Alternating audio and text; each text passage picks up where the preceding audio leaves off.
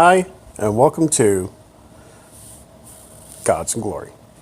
My name is Mox Nix, and I'm going to be your guide today on how to utilize the God of War for anything that you're looking at going and doing, aka, most of the time, farming, whether it being in dungeons for treasures,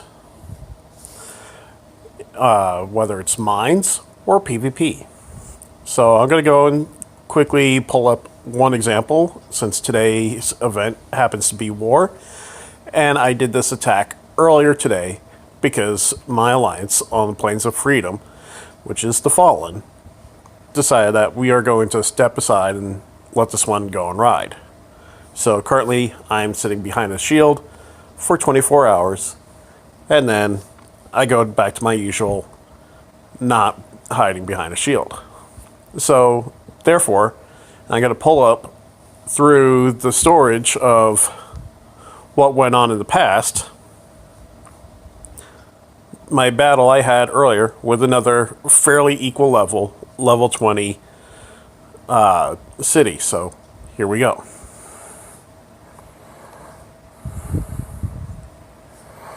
Let me go and scroll on up. And as you can see, yes, I did go and win. And you can see I only used 4 potions. I only went and boosted my attack and my defense by 40%, whereas other people constantly go and use 120 defense, 120 offense, speed, additional health, so on and so forth, and you'll see tons and tons of potions being used. So without further ado, let me go and pull up this battle, and I'm going to show you real quick the setup. Here it is.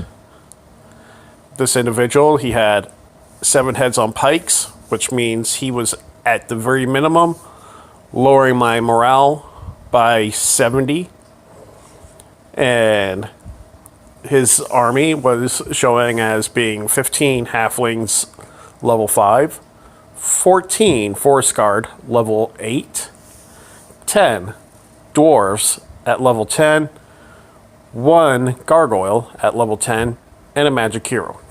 I have yet to go and look up what level his hero is, but on my side, I have my own crafted level 2 krakens, level 9 pirates, level 2 water elementals, and out of event rewards, I also have a handful of sirens level 10 that I threw one in for good measure. However, probably could have gotten away with my level 4 in there, and it would have made any difference. And falling in the middle is my level 55, 120 to 96 magic and strength hero. I'll show you his stats, I'll show you his layout in a moment, but I want to show you this fight. So here we go. You see that my hero's getting stunned a little bit by the forest guards and taking a little bit of damage. And of course, my water elemental already took out the gargoyle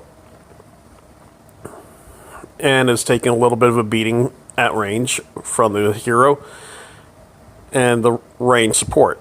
And there was the game-winning shot by my pirates.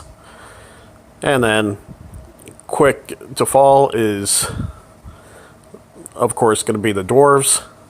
There's a dwarf, and little to no end of surprise, the hero is quick to go and fall underneath the barrage of the rest of my water army.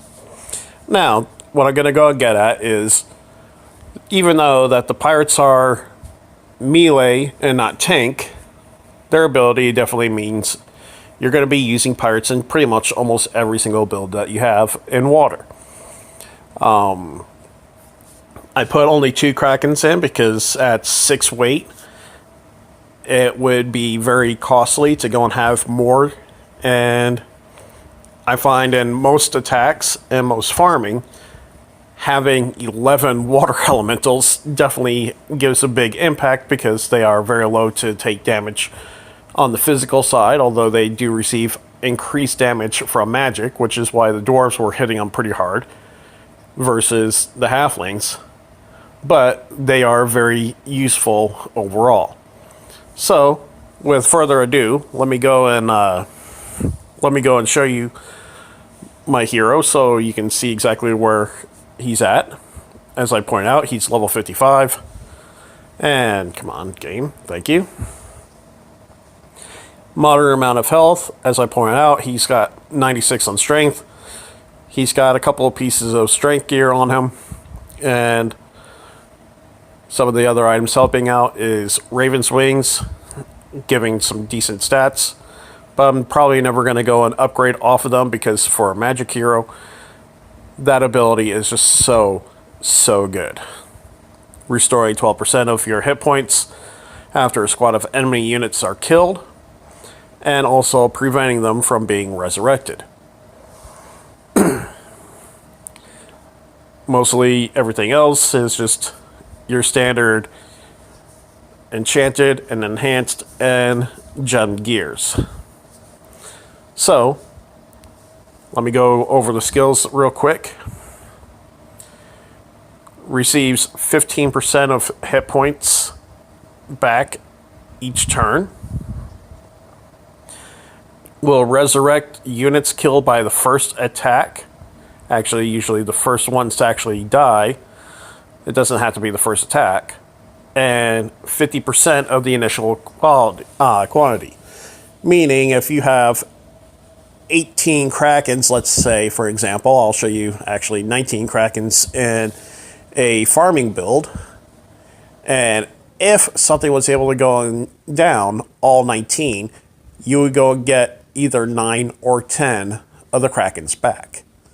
You won't go and get all of them, but you will go and get half of them. So, still fairly useful.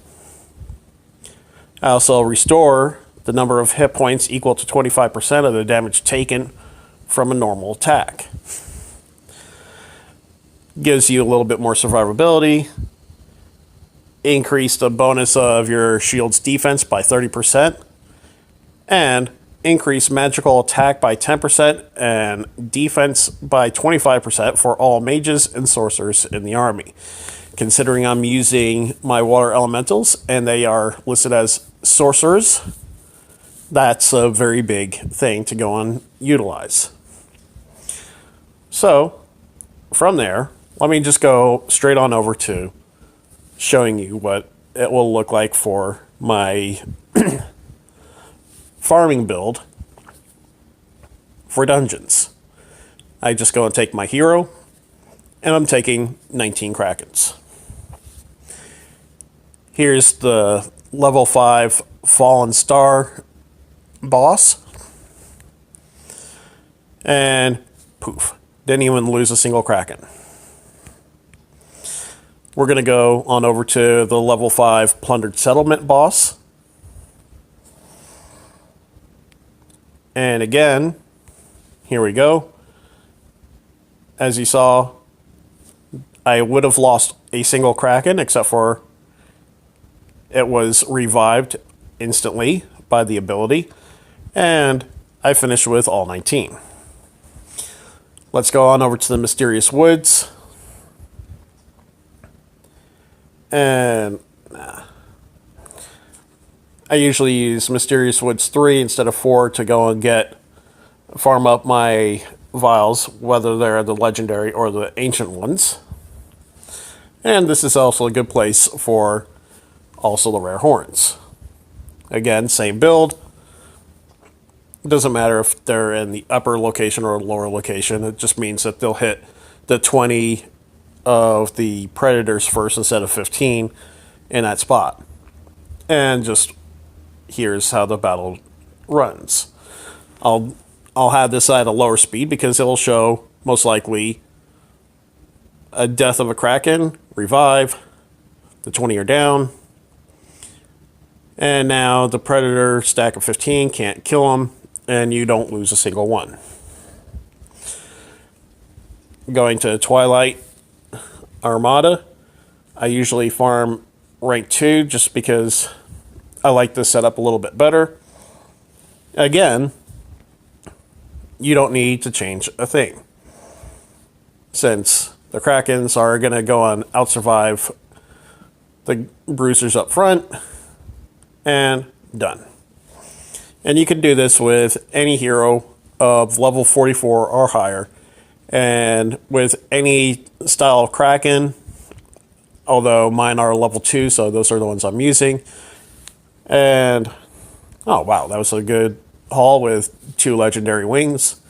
And now, I'm going to go and look at right around the hive, see if I can find any mines that are not being grabbed at by right now. And yeah, that this build may not go and work with. However, this it will. So now, as we can see, we have Freets up front, Imps in the back, Gluttonies in the back, and the Succubus that we can't hit quite yet. This is where I kind of wish I was using the other build, which I will go and demonstrate soon, because then my pirates would smack the Succubus before they ever get a chance to attack. But for the sake of speeding things up, and bam, no losses. Of course, that was a tier 1 god versus a tier 2 god. So it doesn't always work out the best, but I'm going to show you my other way of lining up my troops.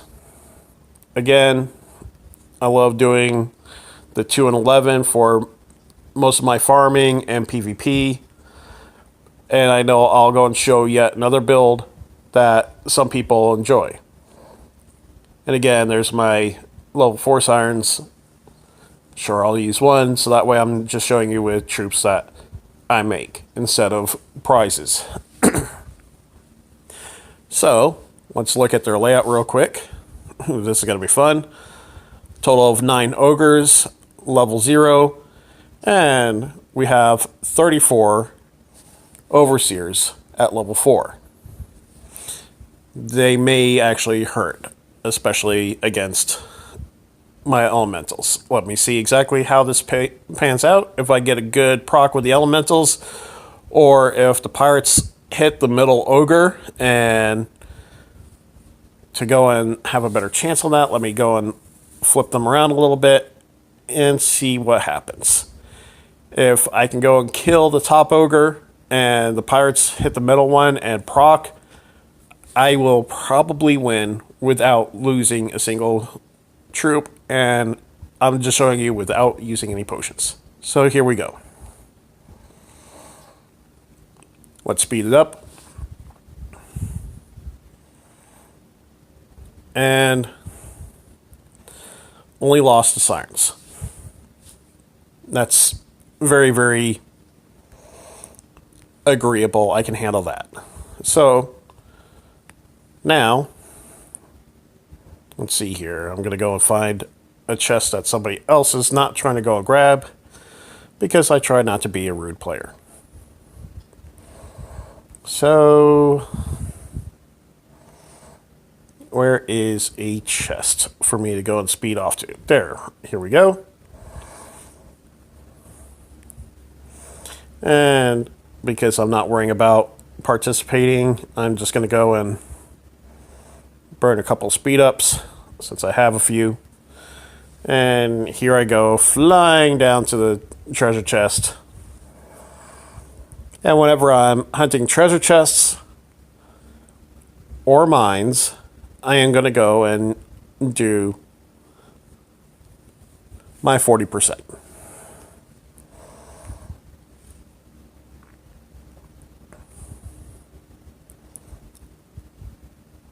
screw it. I'm going to take that, but I am going to go and hit that chest. Why? Because XP is always worth it, especially when you're talking about over 1 million points. Everything helps.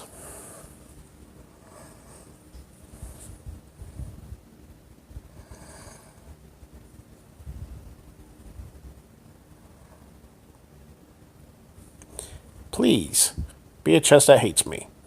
And it does. So here we are. We're going to go and scout real quick.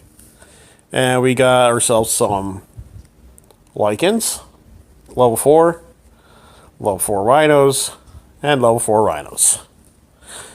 The lichens may actually hurt if they actually get to attack. The rhinos can possibly kill my krakens. Let's see how well my army holds up. And flawless. And then the last thing I'm going to go and look at is I'm going to go on over to hit a treasure chest.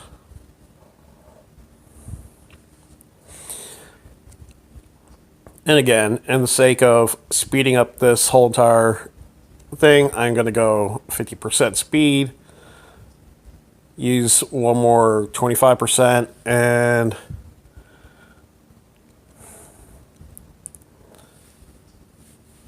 come flying down in a matter of seconds. And here comes my unit.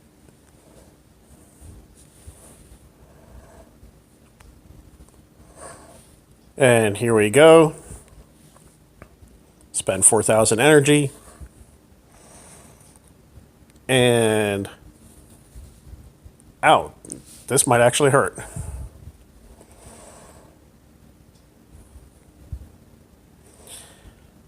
And as you can see, I should have gone and used a little bit more boosting up on my potions, but I was just going and showing you a grand total of what you can go and do, not what's going to end up happening every single time. So let me go and set up a small little troop to go on over there to go and relieve my mostly dead army. And that way I can go and retrieve my troops. But this will conclude today's tutorial. Thank you. Have a good night. Moxnix out.